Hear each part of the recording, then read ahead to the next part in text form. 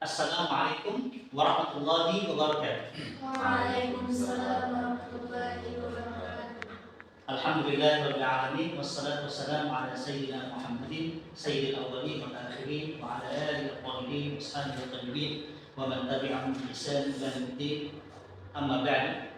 Alhamdulillah kita semua dapat berkumpul di kelas tips atau edukasi dalam membina rumah tangga yang harmonis, tentunya dari perspektif gender, Al-Quran dan konsep mubadalah atau qiraah mubadalah. Ada yang tahu berkali sempat membuka sedikit apa itu konsep mubadalah? Menurut yang saya tahu ya Pak, konsep mubadalah itu konsep persalingan. Jadi tidak memberatkan antara perempuan dan laki-laki. Betul ya. Jadi konsep mubadalah itu adalah membangun kemitraan yang setara tentunya antara laki dan perempuan tentunya yang setara, kokoh dan saling menyayangkan. Dan konsep mubadalah ini adalah konsep yang mengajak kepada dua insan, laki-laki dan perempuan, apalagi dalam bingkai rumah tangga antara suami dan istri, menjadi pada dasarnya konsep mubadalah ini adalah lebih difokuskan pada relasi antara laki-laki dan perempuan di ruang domestik maupun ruang publik. Relasi ini didasarkan pada kemitraan dan kerjasama atau dengan proses musyawarah. Kemudian prinsip mubadalah tentu saja ini juga bisa dijadikan sebagai sebuah metode interpretasi atau penafsiran terhadap teks-teks sumber ajaran Islam yang meniscayakan laki-laki dan perempuan itu sebagai subjek yang setara. Yang demikian pembahasan tentang proses mubadalah atau gagasan mubadalah dalam dua pengertian saja, yaitu relasi kemitraan, kesalingan antara laki-laki dan perempuan, dan bagaimana sebuah teks Islam itu mencakup perempuan dan laki-laki sebagai subjek dari makna yang sama. Dan disebut juga ada mubadalah warna tanda, ada kajian khusus yang memfokuskan qiraah mubadalah, kajian tentang mubadalah. Dan beberapa kampus negeri juga Islam negeri juga banyak yang mengundang beliau untuk menjelaskan apa itu penjelasan dari konsep mubadalah yang disampaikan oleh langsung Bapak Dr. Fakhruddin Abdul Qadir. Ini linknya ini ada 30 episode bisa dibuka, bisa dicoba.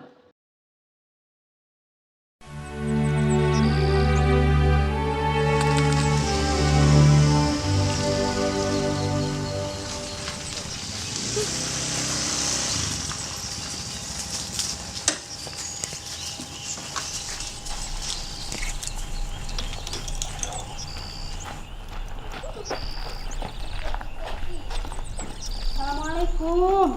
Waalaikumsalam warahmatullahi wabarakatuh.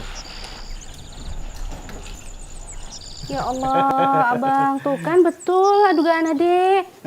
Abang pasti pulang duluan dan udah masak. Ya Allah. Udahlah Bang, yang sini ada yang beresin. Gak usah sayangku, ini gampang nih, mudah. Tinggal buat sambal aja kok. Adek takut jadi istri durhaka, Bang. Enggak sayangku. Insya Allah dirimu tidak termasuk dalam kategori istri yang durhaka.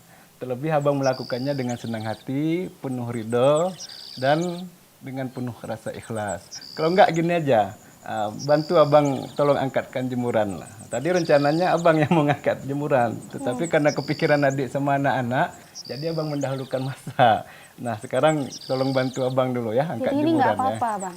Nggak apa-apa, tenang aja sayangku ya, tenang aja. Udah, kalau gitu Adek ambil jemuran dulu Ya ya. baik ya, tolong ya.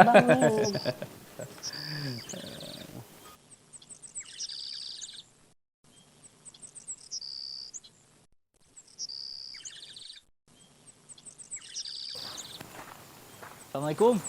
Waalaikumsalam. Bang Zaki, apa kabar? Iya baik Kak, alhamdulillah. Ustaz Agus simpen kelasnya ada Kak? Ada di dalam Bang. Oh ya, kalau ada. itu saya langsung masuk. Boleh Bang. Ada di dapur beliau. Ya, baik, silakan Bang, silakan. Ini saya nggak nganter lagi nih Bang ya. Oh baik, nggak apa-apa. Silakan Bang. Ustadz berkelas. Bang Zaki, silakan Bang, silakan. Ya Iya. Allah, jadi ngobrolnya di dapur nih. Iya, nggak apa-apa, Bang. Nggak apa-apa, Bang, ya? Nggak apa-apa. Malah Aduh. saya ini yang tiba-tiba datang mengganggu waktu Ustadz. Aduh. Sebenarnya lagi sibuk ya, Ustadz. Enggak, mana ada kita gini aja. Oh, Ustadz berkelas, suami-suami takut istri juga ini rupanya. Kenapa Bang Zaki? Karena Bang melihat saya memasak ya. Iya. Lagian kan Bang, istri saya nggak pernah mau nyuruh saya memasak atau melakukan hal yang lain. Jadi ini murni karena keinginan saya pribadi. Saya melakukannya dengan senang hati, tak ada beban sedikit pun, apalagi merasa terpaksa. Kan sangat boleh Bang memuliakan pasangan hidup itu kan. Terlebih kita dalam ayat suci Al-Quran ada disebutkan, wa'ashiruhunna bil ma'ruf, yaitu pergaulilah istri kamu itu secara baik. Dan memuliakan pasangan hidup itu berpahala Bang. Saya ingin juga dapat pahala itu. Jadi saya berupaya untuk selalu menjemputnya. Wah, benar luar biasa ini Ustadz. Selain berkelas, rupanya merangkap chef juga ini. Bisa aja Bang Jaki ini. Begini Bang, ya istri saya bukan berarti nggak pintar memasak atau nggak bersedia melakukannya. Jadi sekali lagi ini saya lakukan dengan senang hati dan saya sudah terbiasa seperti ini. Karena bagi saya memuliakan pasangan hidup itu berpahala dan bernilai tinggi di sisi Allah, sikap terpuji dan sikap mulia. Benar. Kemudian menurut saya prinsip perkawinan itu adalah unsur saling tolong menolong dan bersedia meringankan beban pasangannya. Terlebih kalau kita lihat praktek baginda Rasulullah dalam keluarga, beliau begitu memuliakan pasangan hidupnya, sungguh mandiri dan banyak sesuatu yang beliau handle dengan sendiri gitu ya. Kemudian saya meyakini bahwa urusan kerumah tanggaan itu bukan hanya kewajiban salah satu pihak, tetapi kewajiban bersama. Nah, kalau Bang Zaki hari ini melihat saya memasak, istri saya mengambil jemuran, ya mungkin besok sebaliknya, saya mengambil jemuran, istri yang memasak. Atau mungkin nggak sempat sama sekali karena memang kesibukan. Kemudian Bang Zaki kan berdasarkan pengalaman pribadi nih, kalau kita bersedia meringankan beban pasangan hidup itu berdampak terhadap psikis istri yang menimbulkan sesuatu yang positif bagi suami dan istri. Ya damai, nyaman, ya mudah-mudahan surgaku, rumah tanggaku itu bisa terwujud. Amin. Kemudian Bang, kalau Abang mengatakan suami-suami takut istri, ya istilah seperti ini nggak ada Bang dalam kamus saya. Jadi gitu Bang Zaki. Aduh, jadi lupa nih Bang, jadi kepanjangan ngomongnya. Oh, iya, udah di kampus nanti dibilang ceramah ini, dah nyampe di rumahnya ceramah lagi. Ngomong-ngomong, saya apa yang bisa saya bantu Bang Zaki? Oh ya, kebetulan saya hampir lupa Ustadz. Ini saya mau ngasih undangan Ustadz. Ya Allah, alhamdulillah, selamat, Iya. selamat. Amin. Semoga Insyaallah, jangan lupa datang Ustadz. Insyaallah, selamat, selamat. Baik. Kalau begitu saya pamit Ustadz. Tidak bisa lama. Ini berasa dapat kuliah pernikahan MSK dari Ustadz berkelas. Baik Ustadz, kalau begitu saya. Sama-sama Bang Zaki, selamat. Alhamdulillah, insyaallah. Nanti jangan lupa datang Ustadz. Insyaallah. Ya. Ya, selamat ya. Bang Zaki, kok cepat kali? Belum Oh, iya. dikasih minum? Oh nggak apa-apa Kak, tadi cuma mau ngantar undangan saja. Oh gitu, undangan siapa Bang? Oh undangan saya, nanti datang ya Kak? Oh ya Allah, alhamdulillah. Ya insya Allah pasti saya datang. Selamat ya Bang. Baik, alhamdulillah. Ah, Ya, tadi juga sudah dapat tausiah dari Ustadz berkelas. Oh, gitu? Luar biasa, sambil praktek pula. Wih, mantap ya. Sedikit Abang briefing, maklum lah. Oh, oke lah, mantap nih. Iya, baik. Oke lah, selamat lah Bang Zaki ya. Semoga amin, jadi keluarga alhamdulillah. yang samara. Kalau boleh berpesan satu Bang, muliakan pasangan Abang dan banyak bantulah Bang ya. Baik, insya Allah akan saya ingat pesan kakak. Nanti juga saya akan banyak bertanya-tanya pada kakak abang. Semoga tidak bosan-bosan tempat saya Oh bertanya. enggak, insya Allah siap. Rumah kita selalu terbuka ya. Oh, baik, insya Allah. Kalau begitu saya pamit kak. Baik, Assalamualaikum. selamat. Waalaikumsalam warahmatullahi wabarakatuh. Alhamdulillah. Selamat lah.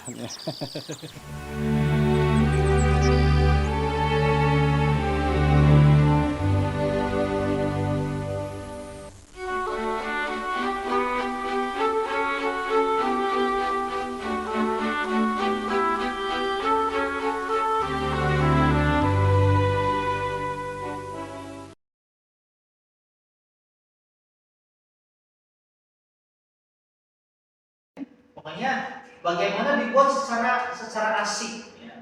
Atau dengan pengertian oh suami lagi sibuk berarti saya harus menggantikan posisinya. Oh istri saya lagi sibuk berarti suami yang menggantikan posisi pekerjaannya. Berarti mengambil alih tugas. Ya. Karena ketika sudah terjalin hubungan rumah tangga itu sudah menjadi dunia privasi mereka berdua. Tidak boleh ya hal-hal yang bersifat privasi baik itu yang ya, terutama yang sifatnya menunjukkan kekurangan tidak boleh dipublikasikan.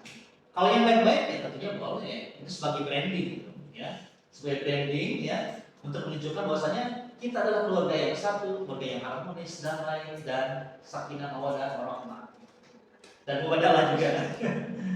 Ya, kemudian berikutnya adalah tentang bagaimana mengatasi atau mencegah resiko perceraian. Ini tentunya berawal dari ya, pemahaman terhadap rumah tangga itu sendiri sebetulnya.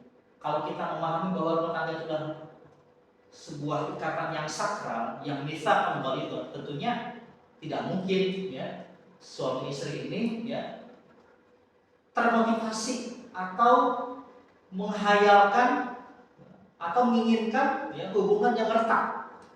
Tidak mungkin.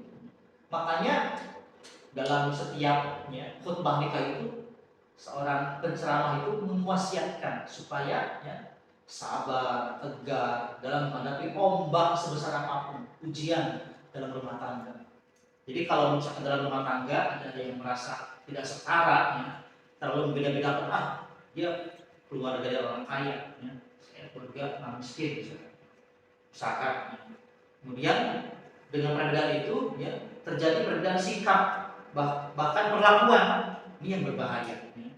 Kalau itu masih dipelihara, maka ya, sangat mungkin ya, ketika ada ombak kecil, ya, atau mungkin ujian sedikit ya, atau hal-hal yang memicu kepada ya, ketidakcocokan, kemudian pertengkaran kecil, bisa jadi ya, karena dibawa oleh ya, pandangan atau mindset bahwa saya adalah ya, orang yang berbeda, kelas saya berbeda, background keluarga saya berbeda, maka itu akan memicu lebih memungkinkan untuk memperbesar ya, ruang konflik. Kemudian ya, dalam hal merombak akar krisis rumah tangga, di sini ya, dijelaskan mayoritas kasus perceraian berakar dari penumpukan beban.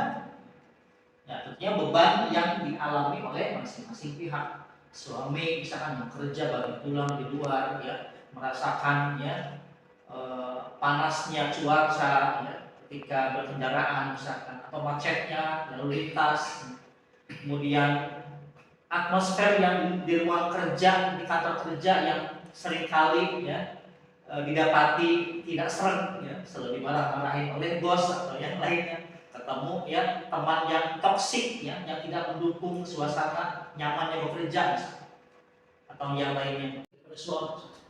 Kalau itu dibandingkan ya, maka itu akan menjadi benih-benih yang akan menghantarkan pada konflik atau ketidaknyamanan dalam rumah tangga. Kemudian solusi jalannya adalah ya, mengubah mental model pernikahan dari struktur yang hierarkis, artinya yang struktur yang memperlakukan atasan bawahan, bos suami biasa-biasa saja. Maka dalam proses pembadalah ini, dalam solusi pembadalah ini akan menjadi model kemitraan yang setara. Ya. Kalau menghilangkan sekat ya, atasan bawahan tersebut. Kemudian suami istri adalah co-captains ya, yang tangguh ya, yang saling menanggung beban dalam krisis. Artinya saling membagi rasa.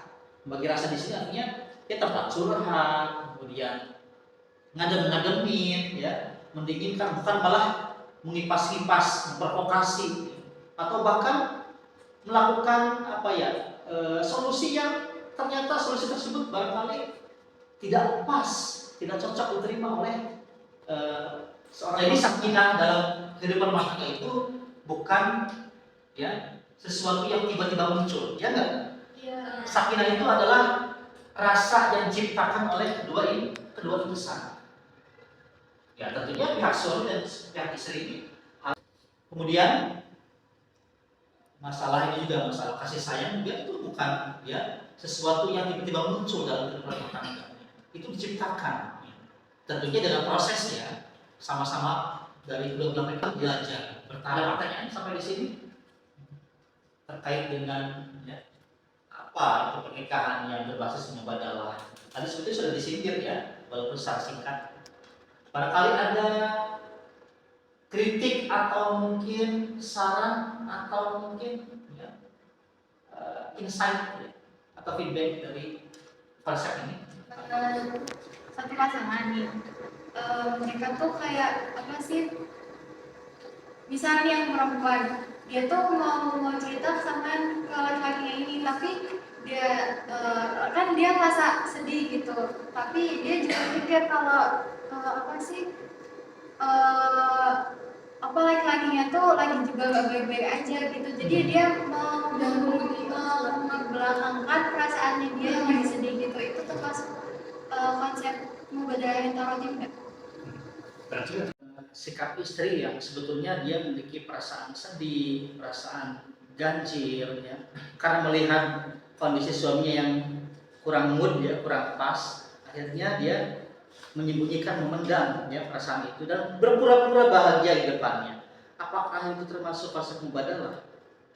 Sebetulnya ya dalam hal mengutarakan curhat kepada kondisi ya suami yang mungkin dilihat oleh istrinya kurang pas, ya sebaiknya ya jangan diutarakan saat itu, menunggu momen ya ketika ada indikasi bahwa suami ini ya kayaknya pas nih, dia sedang ceria ya atau sedang tenang, itu boleh ya, ya tapi ya jangan terlalu berlebihan ya, segala curhatan ya belum apa-apa udah nangis duluan ya, belum jelas dibicarakan sudah langsung terseduh-seduh ya. Seorang suami yang mungkin yang agak temperamental itu mungkin apa sih berisik banget kali, belum apa-apa udah nangis, belum jelas ya, nggak paham nih, akhirnya kan jadi direspon seperti itu. Ya memang seorang istri juga harus paham ya watak suami yang selama ini direkam oleh sang istri ketika kan ingin curhat ya tentang masalah mungkin pribadinya ya. Lihat kondisi lah ya, ya. Tentunya ini bukan berarti wah berarti ya, belum mubadalah dong suaminya ya, dalam segala kondisi dia nggak siap ya, bukan seperti itu ya, tetap harus mempertimbangkan ya perasaan pasangan.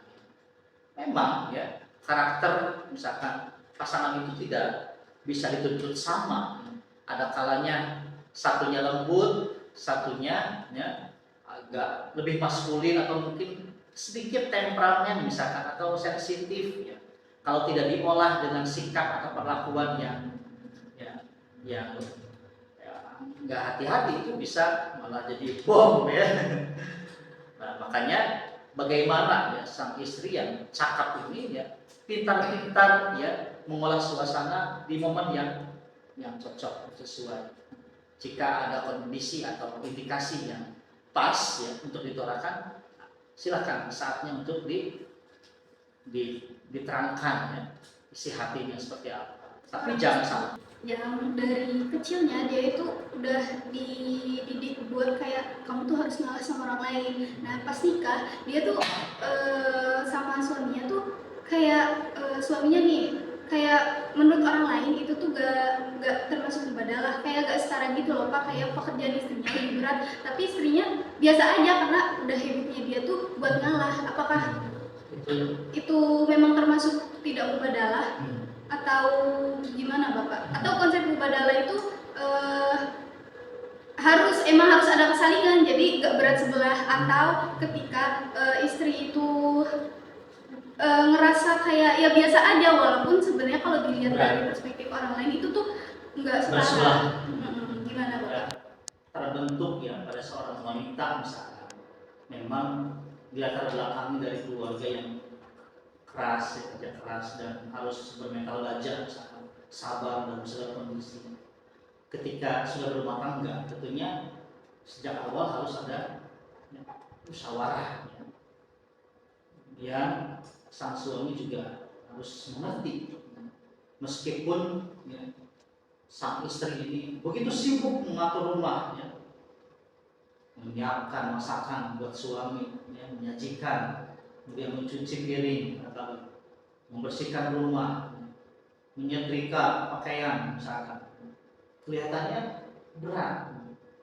Nah, ketika suami melihat ya apa yang dilakukan oleh istri, bagi dirinya itu berat, itu sebetulnya dia tuh perasaan itu tuh mengetuk dirinya supaya terpanggil untuk ya memberikan apa namanya ya apresiasi kepada istri, minimal ya apresiasi.